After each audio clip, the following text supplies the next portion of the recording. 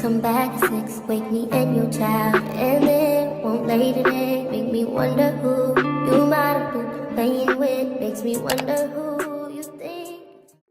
Good morning. Welcome to day 2 of my 30 days of intentional wellness challenge. I'm so happy to have you here with me on this journey. I'm not going to do too much talking for this intro. We're going to get straight into the day because, again, I am trying to find my flow of how I'm trying to make sure I get everything done within the day.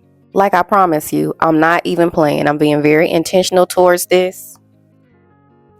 I have a whole list on my iPad that I am keeping up with of making sure I am hitting all of my goals within the day. Things that you don't even know I'm doing that are being recorded. So, of course, that takes time to do. Each activity takes a little time to do, whether it be, minuscule or something that's really long and big, like working out. That probably takes the most time. Working out, cooking, those things, being really in depth in my journaling and reading, those take time. And so I have to find my flow because, again, I'm trying to be consistent when it comes to recording and telling you about my journey, but as well as taking the time to actually be in the journey. And I do have to record every day as well as edit every day. And I have a personal life. I have things going on outside of my wellness where I am actually living life. So it makes it a little easier when I have leisure time, like on the weekends. So the vlogs that I'm doing on the weekends, I can kind of move freely. And it is not the weekend anymore. It is actually Monday. But guess what? Your girl's off work because we are snowed in here. So working out will be a little different today, as I will be inside of the house. Now, that's not a problem, but I just feel like I am 10 times more motivated when it comes to gym. I don't know if y'all are like that too. I used to be able to do home workouts. They used to be good and fun to me, but now it's just like I'm not super motivated. But now it's like I'm just not super motivated. And I promise you, I have so many things in this house where I could use. I do have a treadmill, a weighted hula hoop. I do have weights. I have all of the Pilates collectibles. I have so many things in this house, a pull-up bar, resistance bands. I have things that I can use. I've been collecting things pretty much since the pandemic and the world was shut down and the gym was shut down. So when in doubt, I can stay home and do things, but I'd rather be at the gym doing what I need to do. I like that separation of home and gym and just really getting things done, as well as, of course, there's more, equipment at the gym. But I don't have that choice today. I don't have that option today, as the snow was not planned and I'm not going out there to risk my life for the gym. But again, this is a leisure day. So I will be, moving and flowing how I want to, versus if the snow clears up and I do have work tomorrow and things of that nature, you'll see, the video in a little different order. So do not fret if you don't see things in the same order. You will see them eventually down the line in the video. Okay.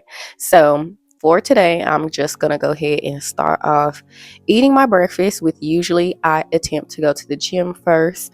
And again, like I said yesterday, I could do a little workout now, but I slept in and I'm a little hungry. I want to get myself together. So I'm going to make my breakfast. And you guys already saw me do my meal prep yesterday for my lunch/dinner. And so I don't have to cook those meals. The sides are already prepared. So we can just straight make our breakfast and get our day started. And I don't know if I want to do my reading right after breakfast or if I want to go ahead and get this workout out the way. But I will let you know. And let's just go ahead and get our day started. Come on. All right, so let's go ahead and get our cooking done. And again, at this point, I've meal prepped for a couple of days, so I don't really have to make anything else other than breakfast. And honestly, that's doable. It means if I have less to do, I am more likely to keep up with what I need to keep up with. But I only meal prepped for like 3 days as far as my dinner/lunch. So therefore, tomorrow I am going to have to actually cook. I've ran out of sides and I have ran out of my protein, so I'm trying to decide if I would be switching my protein or continuing on the fish route. But the size will stay the same as far as my rice and sauteing cucumbers. But for breakfast, I'm just doing my normal. I can put peppers and onions in my egg whites. I'm not supposed to put cheese in there, but there you see me putting cheese. Again, we'll follow the meal plan as much as we can, but I need a little taste to my eggs, as well as I will be making my sausage patty. And I don't have any onions, so again, I will be going to the grocery store. But I am making sure that I am taking my daily vitamins. Some of them I am only supposed to take a couple of days a week, and some of them I'm supposed to take every day. So making sure that I'm staying on top of my wellness in all forms of wellness, okay? So after I get done taking my vitamins, because I want to make sure that I'm taking them because they are in the kitchen, and I'm in the kitchen, I am almost ready to start eating. Now I am an adult, but when it comes to vitamins, I don't care to be an adult. If there's a gummy version, I will absolutely take it, and if it's a pill, I have no choice to swallow it. But there's the breakfast. All right, we got our breakfast, and we can get our day properly started. So what I'm gonna do while I am eating my breakfast, since I have a little leisure time, I'm gonna go ahead and create my list for the day. Yes, I already have my preset list for what I want to do in the 30 days of wellness, but there are also things on my list, like certain areas in my house that I want to keep clean, or chores that I need to do for the day, or errands that I need to get done. Or if I was working today, instead of the snow day, I would create my list of things that I need to do for work. So I'm gonna eat my breakfast, I'm gonna create my list.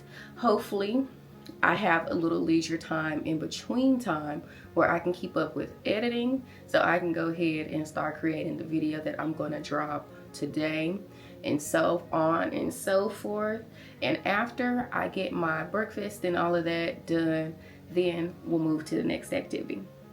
All right, welcome to our first in-home workout. Now, I am going to be following a Pilates program. If you want to look it up, her name is Izzy. So, Pilates by Izzy. I found a 25-day playlist, little workout challenge that she was doing. I saw the girls on TikTok doing it, so I decided to try it for myself. Now, I have been doing this playlist on and off for like the times that I am not going to the gym or things of that nature.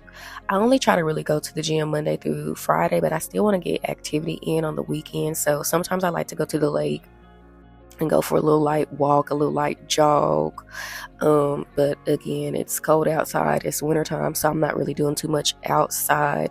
So as far as inside activities go, I do the Pilates, or sometimes I like to go outside in the hallway and do jump rope. Yeah, talking about getting your heart rate up. But I love these little workouts by her. And she has plenty of them that you don't really need any equipment to. But again, I collect the workout items. And when I started doing her little Pilates in the different videos, she would have some of the items. So they're not expensive at all. I went to Five Below and pretty much got a good percentage of what I needed if I didn't already have it, like the workout ball, the workout ring, the yoga blocks, and some lighter weights, because I usually have heavier weights in the house, so they're very helpful. But I really enjoyed this workout. This one, it was a full body workout, and I don't know, it just really targeted the glutes and a lot of the full body that we were doing. And if you know me, you know I'm trying to get a fat by tomorrow, and so my glutes was on fire, my legs was on fire. It is the next day, and baby, my legs are still on fire. So it's low impact, but it still does something for you. All right, welcome to the mid-video check-in. We have eaten our breakfast. We have gotten our to-do list together. We have done our workout. Even though we are snowed in and we couldn't go to the gym, we made it work. I'm about to do my massage, and then I'm going to eat lunch. And honestly, the day is moving so smoothly. We might finish this video early. I might not wait till the nighttime before bed to do my journaling. So after I get everything done and I eat and I take my shower, I can come back and do my journaling and read my book. And it is 4 o'clock. I got the rest of the day to myself, so I can't wait to figure out what I'm gonna do. I am gonna edit this video, of course, so I can give that to you. And I'm gonna come up with whatever hobby that I wanna do for fun. And I'm gonna figure out ways that I wanna spend it. So I'm super excited. I love having a good snow day, honey. Happy that I did not have to go to work today. And then we have a snow day for tomorrow too, so I'm loving this for myself. I'm feeling good. This is day 2. I'm feeling great on this 30-day wellness journey, honey. So let's go ahead and get these stretches in, get this massage going so we can finish up. Now, I told you the things that I enjoyed about this vibration plate and the things that I don't really too much enjoy. And it has nothing to do with the vibration plate itself. It's just you get so itchy after a while. And again, it's not uncommon. I've heard other people say that, other people talk about that, and I absolutely did forget to get some Claritin and take some. So in the next couple of sessions, I will be attempting to take some medicine and seeing if that helps.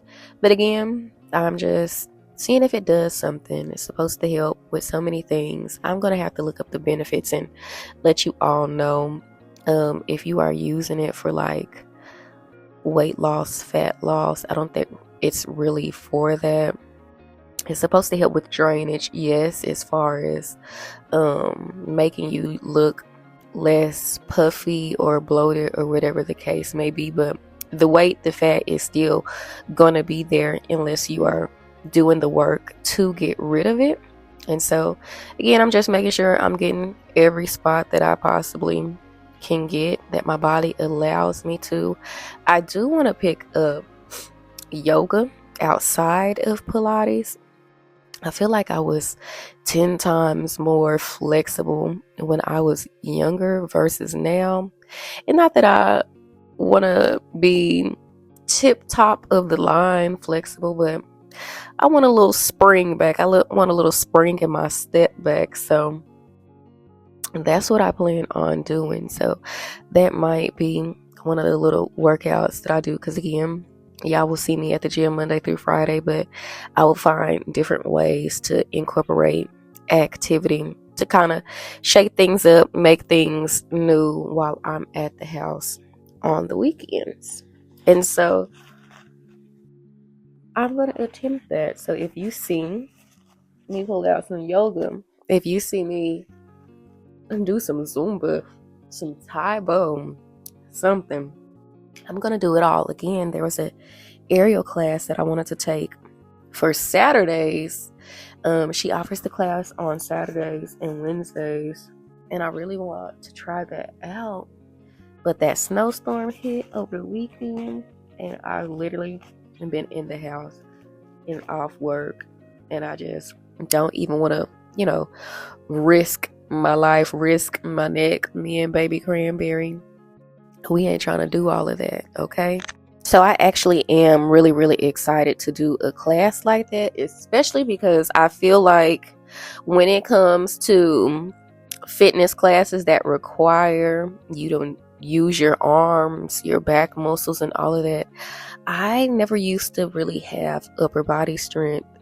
So I've done several pole classes and things of that nature, and it absolutely felt like parts of my arms was missing because I could not get my way up anybody's pole, okay? So now that I have been working out consistently for about almost 5 years now. I've gained a lot of upper body strength, so I'm really excited to see. I used to not be able to do pull-ups, and now I can do pull-ups again. I got a little pull-up bar in my house, and I might have to show you my skills. Now, I didn't say I could do a lot of sets, a lot of reps, but I can absolutely get myself up there, and for that, I am super proud of myself. All right, so before we get to the journaling prompt, I wanted to talk about the book that I told you guys that I was reading about attachment styles, explaining them, understanding how each person gets into a relationship with another, ways to get out of it. And so I said I am the anxious attachment style. And again, if you want to learn more about that, I do not have a problem with telling you examples and things that I am reading within the book, as well as avoidant attachment. Even though that is not my attachment, there are examples and things, and I have a basic understanding. So let me know if you want me to read any of that to you, if you need a little help, if you need a little guidance. And this is a book that my therapist has me reading because I truly do want to get to a secure attachment style. I do not want to keep being anxious and letting others disrupt me in such a way. I want to have security within myself. So I want to read a piece to you all that resonated with me really deeply, especially as I am healing from heartbreak, and not just the last person that broke me, but from heartbreak in general, because she wasn't the person that made me an anxious attachment. I had already had that within me. As I read, most of that starts in your childhood, so that was already something within me. Just she was triggering me so much that it brought it out of me even more. And so let me read something to you, and if you are an anxious attachment style, this might resonate with you as well. For many individuals, they find it hard to follow through on their wish to break up, even after they tried more than once to do it. Anxious people may take a very long time to get over a bad attachment, and they don't get to decide how long it'll take. Only when every single cell in their body is completely convinced that there is no chance that their partner will change or that they will ever reunite will they be able to deactivate and let go. And that resonated with me very deeply because that's me to a T. And again, not just speaking on my last situation, even though I feel like that took me a significant time to let go, and I still feel like there are pieces of me that are still letting go of her, still letting go of the notion of her. It takes me a while to let people go. I talked to my therapist about this, about I have to get to a place where I felt like I am beating a dead horse, get to a place where I feel like no hope is left, get to a stage of borderline hating my person, borderline hating my partner, for me to be like, this is not good for me, this is not healthy for me, I have to let this go. Versus I knew that from the beginning, I shouldn't have to get myself into this damaging turmoil place, let them damage me even more, give them the opportunity to fix things, make things up to me, when it's very clear after a while they're not going to, or they don't have the capability to, or they don't have the know-how, or they truly just don't want to. So as much as I see someone hurting me and I feel it deeply, it still takes me a while to let it go. And in my head, I think to myself, I don't want to do this anymore. I don't want to be here anymore. I don't want them to consistently, continually hurt me. And then I'm not a perfect person. I just have triggers that if you are hurting me, then I will lash out at you and I will possibly start hurting you back. And I don't come at you in a very healthy standpoint, and I don't want that for myself, and I don't want that for you. But there will be times where I tell somebody I can't do this anymore, I don't want to do this anymore, and if they say the right things, I'm like, okay, you're right, we didn't try this. Or if they don't come running back to me, I go running back to them, because I think to myself, we haven't tried X, Y, and Z yet. Maybe that's the answer, and we can get back to the spot we need to, where there was once happiness. When in reality, that's not going to do anything but cause more pain and turmoil. So again, working on healing that anxious part of me, that piece of me that says I have to put every last drop into this. I have to let this person take from me, use me, misuse me, abuse me, before I finally put two and two together that they're not for me, they're not healthy for me, they're not going to fix things, and they're not going to change. And speaking to my last situation, I don't even think it was the simple fact of she just didn't want to. I think she truly didn't know how to change. As an avoidant, she's used to running. And again, anxious attract a lot of avoidant partners, unfortunately.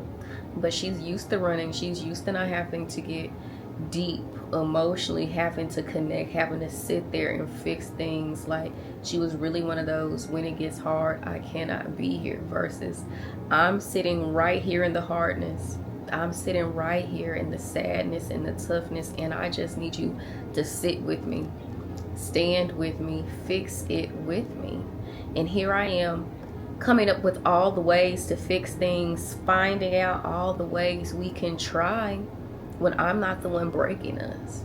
Not to say I'm not playing a part in it, because I am, and I don't want to place blame, but there's so many things that can be worked on or fixed, or at least understood at the very least, with proper communication. And if you are constantly running, that's adding more fuel to the fire. That's not, doing anything for you. If she would have been honest enough to be like, this is where I am mentally, maybe we wouldn't have went as far as we did. Maybe I wouldn't have given as many chances as I did. But again, I cannot put everything on her. I cannot blame everything on her. It was me who harped on the good times. I saw that she can give me this happiness, this love that I'm searching for in the beginning, and one day she stopped. And that was my wake-up call to stop. But I didn't. I still felt like it could be fixed. I felt like she could turn that back on, and that if I just loved her more, gave her more time, and all of the things, one day we were eventually going to get it right, and we weren't going to. So that part resonated with me. I don't know if it'll resonate with you, but that's where I'm at with it. And I will continue to tell you my feelings and things that I am learning throughout this book. But that's the book, and let's get something to eat, because that was a lot mentally to process. We're gonna sit with that, and then we are gonna come back and journal. Lunch/dinner again. All right, so we're back, and today I am going to be using the ABCs of self-love. Again, I have 3 different journals, one that I could just write anything in, and honestly, I think I am going to either start that off at the beginning of the week or do it at the end of the week, so I can just, state my thoughts and feelings on how things are going, not only with this, but just in life. And throughout the week, I will bounce back and forth between the journals that are prompted. And so, again, this is the ABCs of self-love. I think I got it from like Five Below, something like that. And each letter of the alphabet has a different prompt or activity. And again, I'm just gonna pick it at random. And since my name starts with the J, I am going to pick the J. So J stands for joy, and I will read the little example and then the activity that goes with it. While the terms happiness and joy are oftentimes used interchangeably, there are actually 2 distinct pieces of the self-love equation that work together. Whereas happiness is a state of mind that comes in response to external experiences, joy is a more constant internal state of being. For example, happiness is when you start getting paid for your creative work. Joy is knowing your art is worthy of an audience regardless. One is externally triggered, the other is deeply connected to your internal sense of worth, peace, and wellness. While happiness is important, joy is critical, as only joy will sustain you through whatever highs and lows life presents. When it comes to self-love, we talk a lot about embracing and experiencing your darkest feelings. But according to Dr. Brené Brown, it takes just as much courage, if not more, to experience your joy as it does to embrace your sorrow. Joy is the most vulnerable emotion we experience. Brown says, and if you cannot tolerate joy, what you do is you start dress rehearsing tragedy. Dress rehearsing tragedy is when you disclaim your joy by preparing yourself for the worst, which is sure to follow. Or is it? Joy is a state of being that requires nurture in the form of gratitude and trust. It also requires that you get very comfortable with uncertainty because the circumstances both within you and external to you can change. So when you feel the warm glow of joy radiate from within, really feel it. Let it carry you through everything that follows. And here is the activity: self-love in action. Sometimes the joy within us becomes dormant due to the weight of our routines. To wake up your joy, shake up your rituals. Commit to 1 week of new everything: a new shampoo or new soap to change the scent in your shower, a new breakfast, a new routine to work, new music, a new workout class, a new bar, restaurant, or museum for after work. Make plans with new friends. Take a last-minute day trip. Change up your going to bed ritual. Shop for a little something new for yourself. At the end of the week, all the newness should wake up the spark of joy within you. From there, use gratitude to nurture it and make the new things that worked part of your weekly rituals. Here is your newness list. Write down the new things you tried and loved. So, the 30 days of wellness is really new to me.